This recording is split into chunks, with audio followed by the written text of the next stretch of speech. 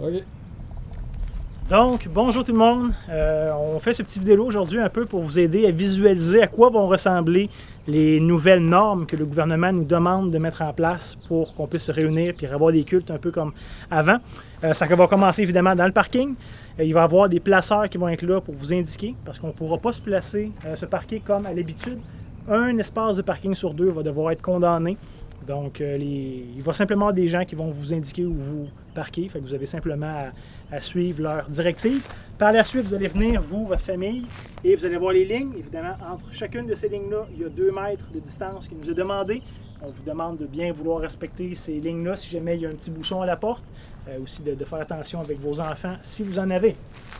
Par la suite, on rentre dans l'église. Comme vous voyez, il y a ici les consignes sanitaires qui ont été affichées. L'obligation de se désinfecter les mains, on va vous montrer ça avec les nouveaux dispositifs qui ont été mis dans l'église.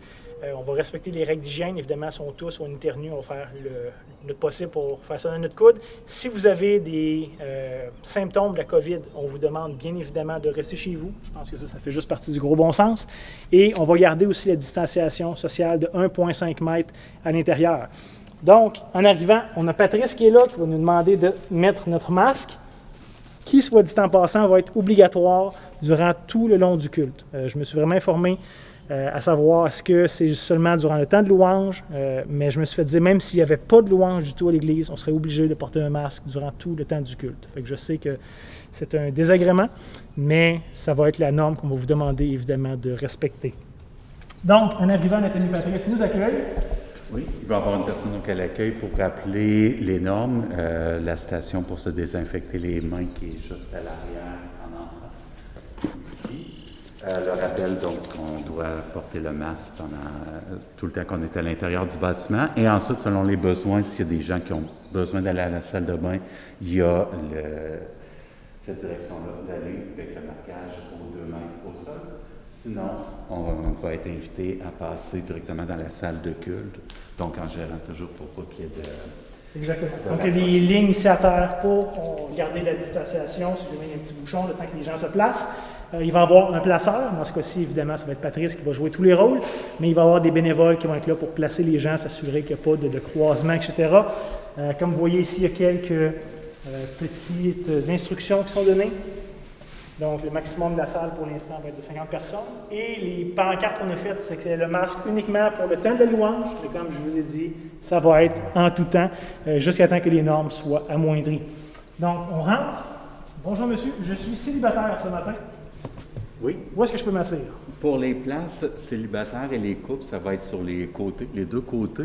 Peut-être pour se repérer, dans le fond, lorsqu'on est assis, ça prend 1,5 m entre chaque personne et la façon facile de le calculer, c'est que ça correspond à 3 sièges. Donc, il doit y avoir 3 sièges de libre pour respecter le 1,5 m. Évidemment, quand c'est des gens qui viennent d'une même maison, ils peuvent être collés. Donc, pour rentabiliser l'espace sur les rangées, il va y avoir un couple qui va pouvoir rentrer, 3 chaises libres, il peut y avoir une personne seule.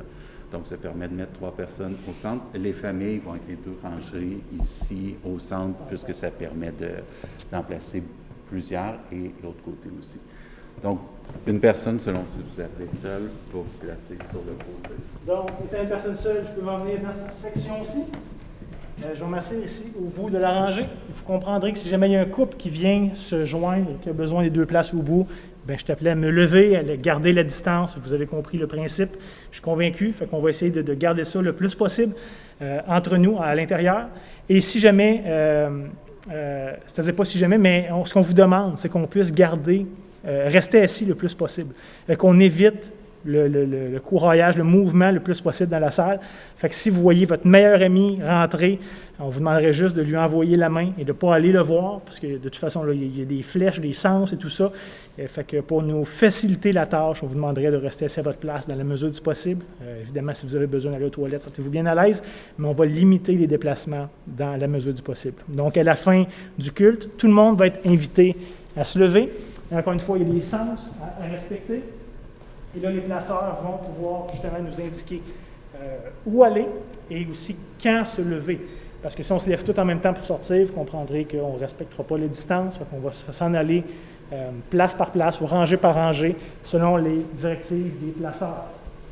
Et Patrice, où sont les portes de sortie? Pour éviter les bouchons, il va y avoir deux endroits, donc sur le bord de la scène, sur le côté gauche, pour les personnes qui étaient déjà au fond, et les personnes qui étaient déjà situées sur les bouts, ça va être par la porte qui communique avec le hall, et sur la droite, la porte qui va à l'extérieur. Exactement. Fait que je vous invite à me suivre. On va aller voir dans les salles de bain à quoi ça ressemble, ça va être quoi les règles qui vont être mises en place. Et j'aimerais juste aussi vous rappeler, bien évidemment, que la circulation dans le grand bâtiment va être limitée seulement au hall d'entrée, aux salles de bain et à la salle de l'auditorium. Donc le sous-sol va être barré, les autres classes de rez-de-chaussée vont être barrées, et le deuxième étage aussi, parce qu'on ne veut pas avoir à laver, tout désinfecter. Fait qu'on va garder ça le plus intime possible. Fait que je vous demanderai évidemment, si vous avez des enfants, de bien vouloir les garder proches, de ne pas les envoyer courir en haut ni au sous-sol. Ça nous aiderait beaucoup. Donc, pour la salle de bain, comme vous voyez, encore une fois, des lignes aux 2 mètres. Donc, si jamais il y a quelques personnes qui attendent la salle de bain, bien, on va être obligé d'attendre, nous aussi. Il va y avoir des bénévoles qui vont être là, vous accueillir, vous diriger. On peut être une seule personne à la fois dans la salle de bain, étant donné que c'est un endroit plus restreint. Il y a une toilette qui va être ouverte, un lavabo et seulement. Fait que vous comprendrez qu'une seule personne qui peut aller à la salle de bain en même temps.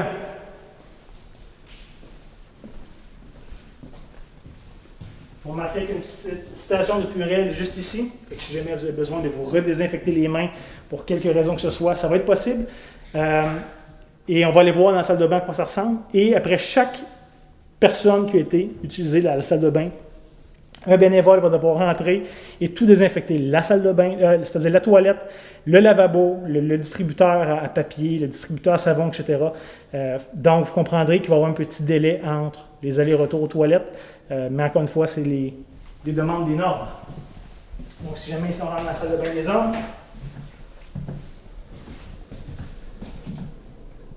vous remarquez, il y a seulement une toilette de disponible. On vous demande de laisser les rubans là. Même chose pour le distributeur de savon. Il y en a un qui a été condamné, un lavabo qui a été condamné.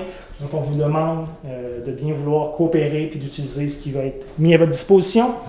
Et une fois le culte terminé, on va pouvoir sortir tous ensemble vers l'extérieur. Encore une fois, en utilisant les portes de l'arrière, puisqu'on ne peut pas utiliser les mêmes portes pour rentrer et pour sortir.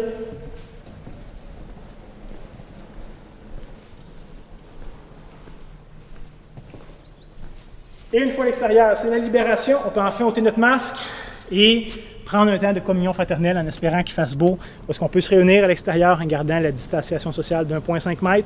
Mais là, on aura notre temps de communion, les enfants pourront jouer, courir. Donc, c'est grosso modo les règles qui sont mises en place pour l'instant. Comme je vous dis, ce qu'on espère, c'est qu'au cours de l'été, les règles vont s'amoindrir. Mais pour l'instant, c'est les règles en place. On va honorer nos gouvernements, même si on trouve peut-être que c'est un petit peu strict, un petit peu contraignant. Je pense que le désir de se revoir, d'être ensemble, de revivre l'Église ensemble est plus grand que n'importe quelle de ces petites règles-là. Et donc, je vous souhaite de vous revoir bientôt et en espérant vous croiser dans les prochains dimanches.